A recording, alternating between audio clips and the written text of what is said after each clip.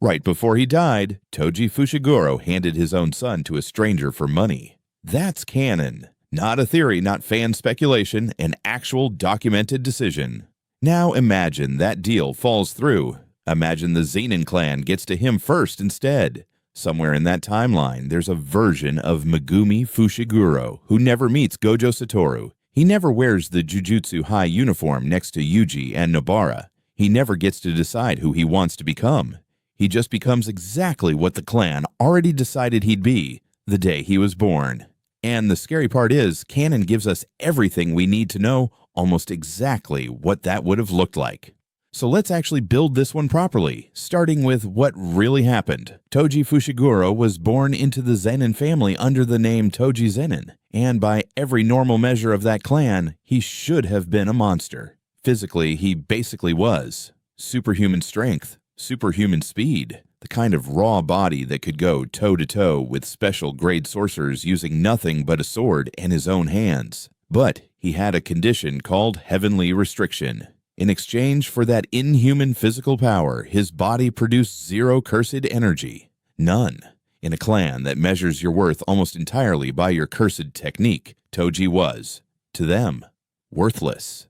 A freak with no technique to inherit, no domain to expand, nothing to offer the family name, so they treated him like garbage. He eventually married into the Zenin family's own bloodline, a woman capable of using their signature inherited technique, 10 Shadows. That technique doesn't show up often. It's rare enough that when it does appear, the clan treats the user like a walking asset. Their son together was Megumi. Megumi's mother died when he was young. And Toji, who had already spent his entire life being humiliated by his own family for something he never chose, made a decision.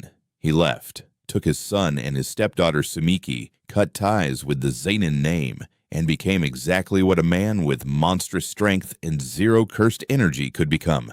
A mercenary who hunted sorcerers for money, because ironically, having no cursed energy meant most curse detection techniques couldn't even sense him coming. Toji eventually took the contract that defines his entire arc, the assassination of Riko Emanai during the Hidden Inventory arc, and in the process, very nearly killed a teenage Gojo Satoru before Gojo awakened the full power of Six Eyes and Limitless mid-fight and ended him. Before that final job, low on money and knowing exactly how dangerous his life was, Toji made arrangements for Megumi, not through the Zenin clan, through Gojo. Whatever their history, whatever complicated respect existed between the strongest sorcerer alive and the one man who could actually hurt him, Toji trusted Gojo with his son over his own blood family. That's the moment. That's the divergence point we're changing today. What if that arrangement never happens? What if Toji dies the same way, in the same fight, but Megumi is never placed with Gojo? No outside guardian steps in. The Zenin clan, doing what the Zenin clan always does, reclaims what they consider theirs. A 10 Shadows user, still a child, blood-related on both sides, is simply too valuable an asset to let walk away with an outsider. They take him back in.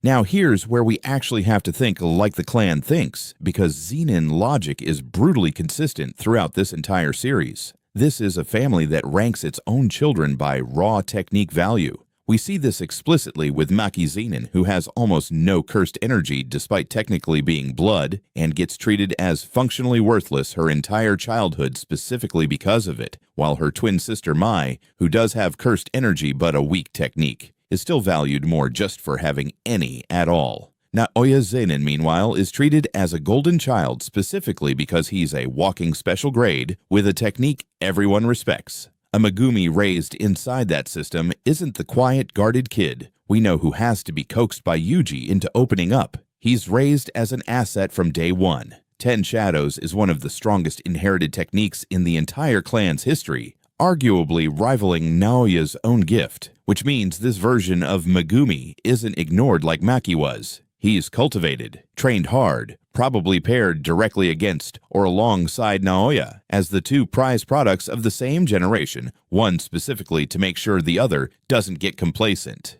And Naoya specifically matters here because canon Naoya's entire personality is built around one obsession, proving that raw talent and technique are the only things that matter, and that anyone lacking them, Maki most of all, deserves whatever contempt the clan gives them.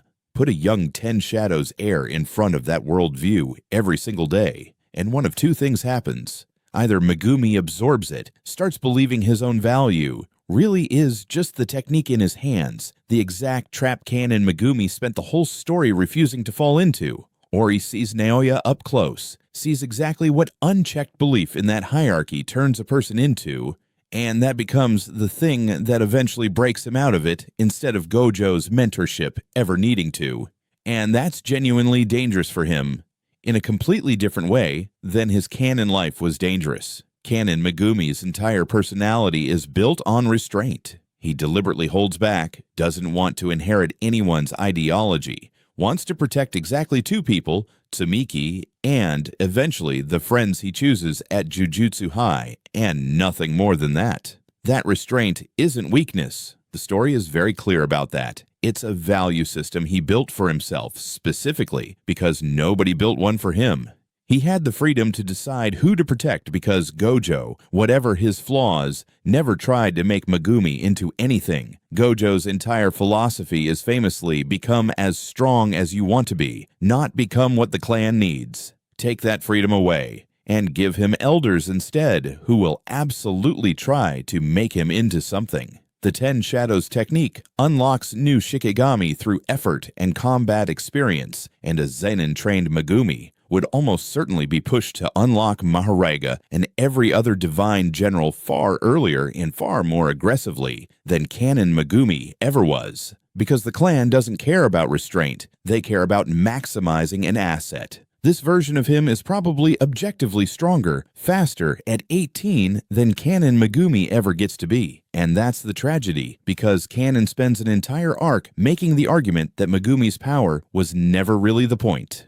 There's also a much more immediate tactical consequence, and it happens during the Shibuya Incident. In canon, the Zenin clan's leadership gets gutted during that arc. Several elders killed by curses unleashed as part of Kenjaku's plan, and the clan's internal chaos afterward is exactly what lets Maki walk in and take over almost unopposed. A Zenin-raised Megumi, fully integrated, trained, and treated as one of the clan's core combat assets, rather than an outsider who happens to show up at Jujutsu High, doesn't get to sit that fight out the way canon Megumi's involvement is at least partly his own choice. He gets deployed, probably alongside Naoya, probably against exactly the kind of special grade threats the clan would want its two prize sorcerers thrown at first. That's a version of Shibuya, where the strongest Ten Shadows user in a generation is fighting under clan orders, instead of fighting to protect the specific handful of people he chose for himself. And the mission changes what the fight even means.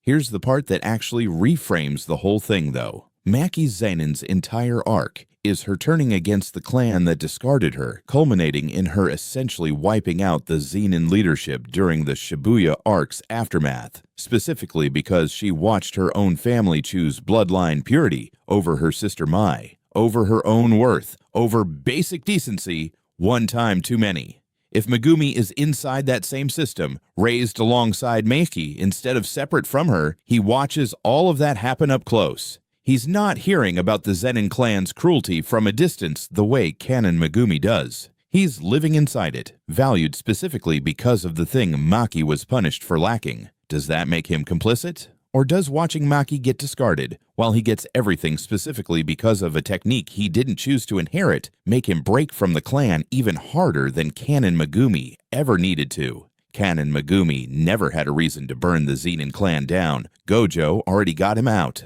This version might be the one standing next to Maki when she does it, not because a stranger saved him, but because he finally understood exactly what saved him instead, and hated it. That's the real cost of this divergence. Not a stronger Megumi or a weaker one. A Megumi who never gets to just be a person first and a technique second until it's almost too late to choose that for himself. Canon gave him that choice early, because one man decided a kid's life shouldn't be decided by his bloodline. Take that one decision away, And everything about who Megumi becomes gets rebuilt on a foundation he never agreed to. If this kind of deep dive is what you come here for, actually respecting the timeline instead of just breaking it for spectacle, this channel's going to keep doing exactly this, one divergence point at a time, so it's worth sticking around for whatever gets rebuilt next.